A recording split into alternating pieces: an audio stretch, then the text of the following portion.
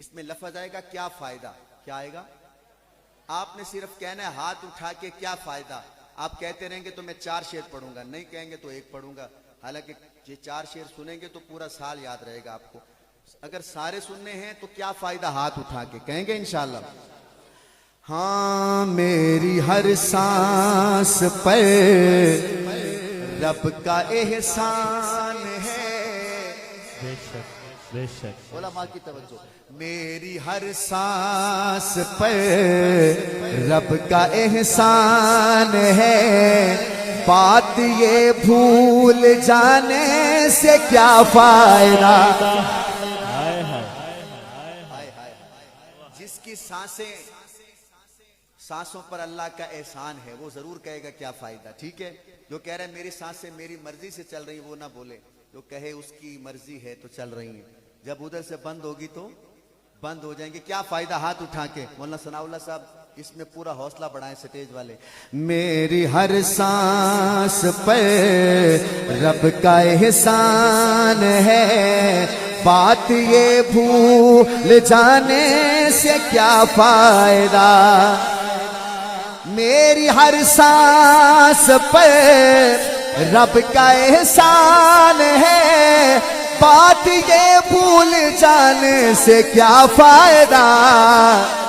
اس کے ہوتے ہوئے پھر کسی غیر کے, اس کے ہوتے ہوئے پھر کسی غیر کے سامنے سر جھکانے سے کیا فائدہ.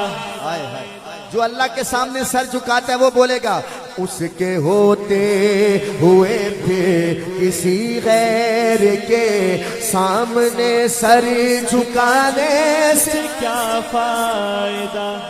اس طرح سنو گے تو سارے شعر پڑھوں گا. اس کے ہوتے ہوئے پھر کسی غیر کے سامنے سر جھکانے سے کیا فائدہ.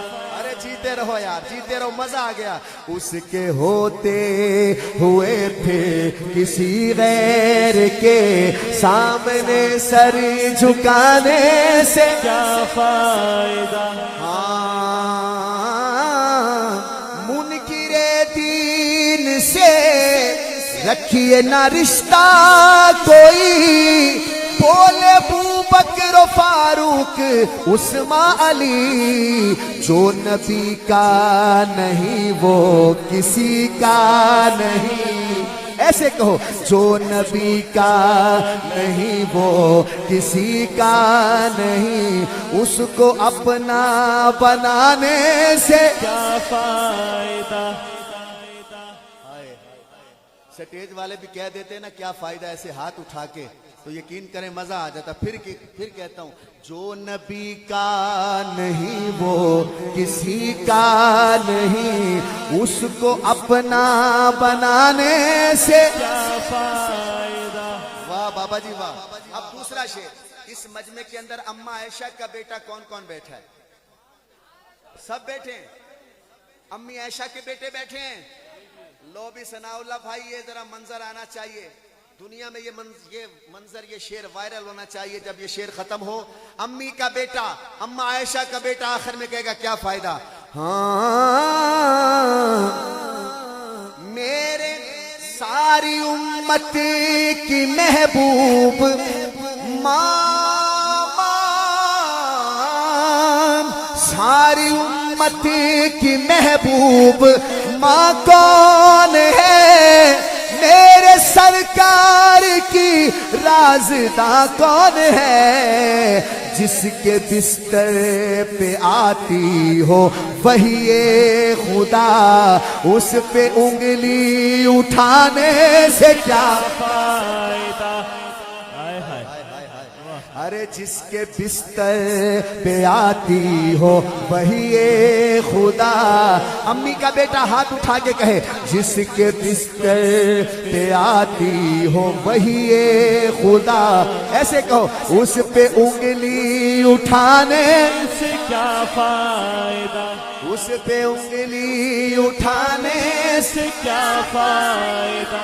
اس उस पे उंगली उठाने से क्या फायदा।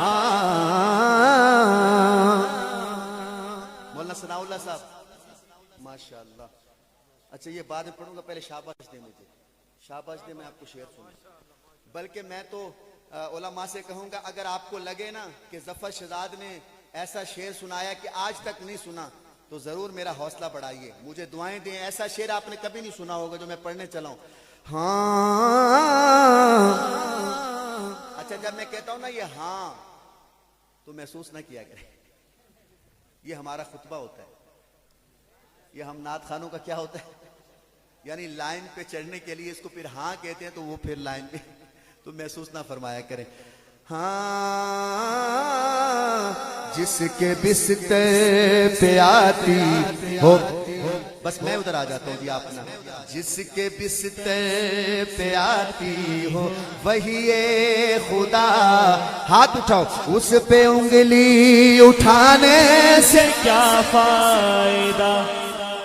बाद अबू बकर और फारूक उस्मान गनी।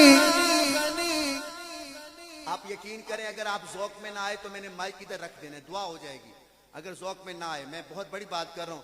बाद अबू बकर और फारूक उस्मान गनी है खिलाफत के मनसब पे मौला अली।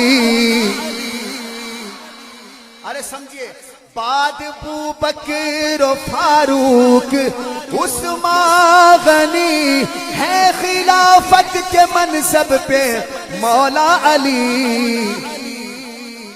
समझिए समझिए, जो था चौथा उसी को ही चौथा कहा, जो था चौथा उसी को ही चौथा कहा, उसको पहला बताने से क्या फायदा। हाय हाय वाह वाह वाह। नारे तकबीर, नारे तकबीर।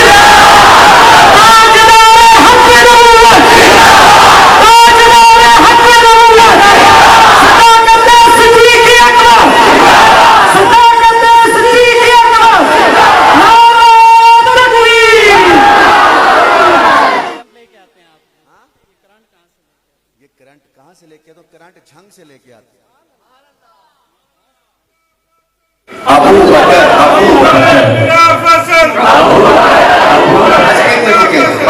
मैं ये शेर दोबारा अगर आपको समझ आ जाए, आपको समझ आ जाए तो फिर भाई नारा लगाएगा खलीफा बिला फसल, तो हर नौजवान अपना अकीदा बताए और कहे अबू बकर अबू बकर।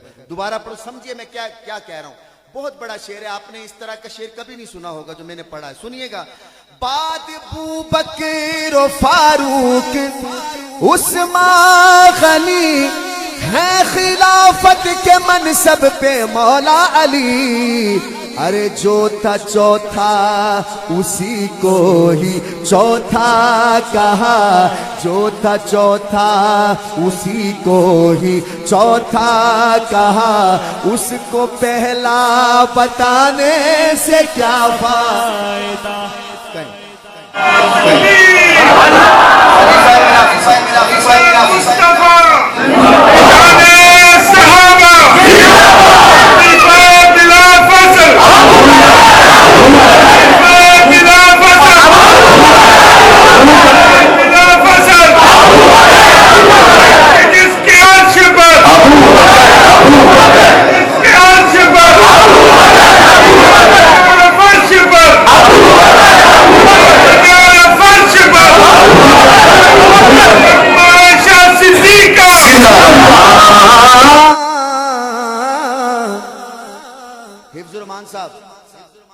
जो था चौथा उसी को ही चौथा, उसी को ही चौथा, उसको पहला बताने से क्या फायदा, क्या फायदा।